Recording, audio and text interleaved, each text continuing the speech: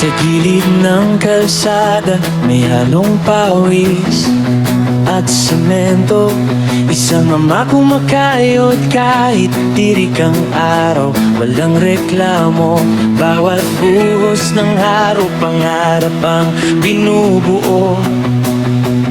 Pero sa bawat galaw niya, mata ng batas ang nakatuto. Biglang may sigaw, "Hoy! Mamahayan dito!"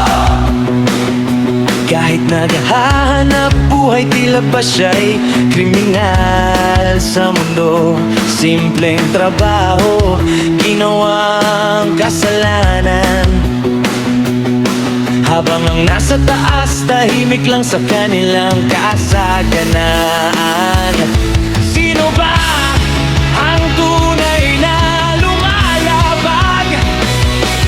Yung gutom mo, yung bulag sa katotohanan.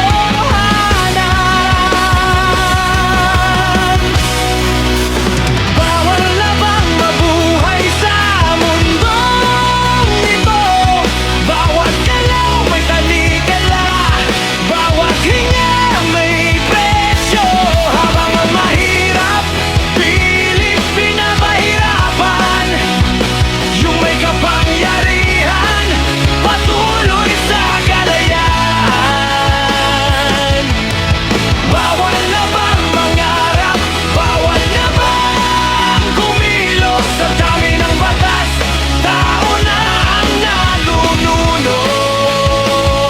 Sigaw ng lansangan, hindi yung marinig. Katarungan, kailan ba muling manunumbalik?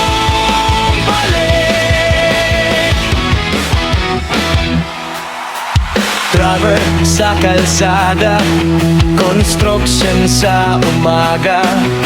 Apat na trabaho pero kulang pa rin sa pamilya. Pagod na katawan pero tuloy pa rin ang laban. Kasi kung hihinto siya, gutom ang kapalit niyan. Sabi nila, bawal lumabas, bawal gumalaw. Pero paano ang sigmura kung lahat ay pagkakait daw? May batas pa sa gabi, pati pahinga'y kinontrol. Habang presyo ng langis, pataas ng pataas ang ikot.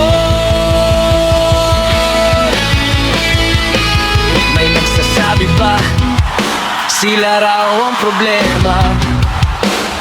Mga manggagawa, driver, sila raw ang perwisyo sa masa.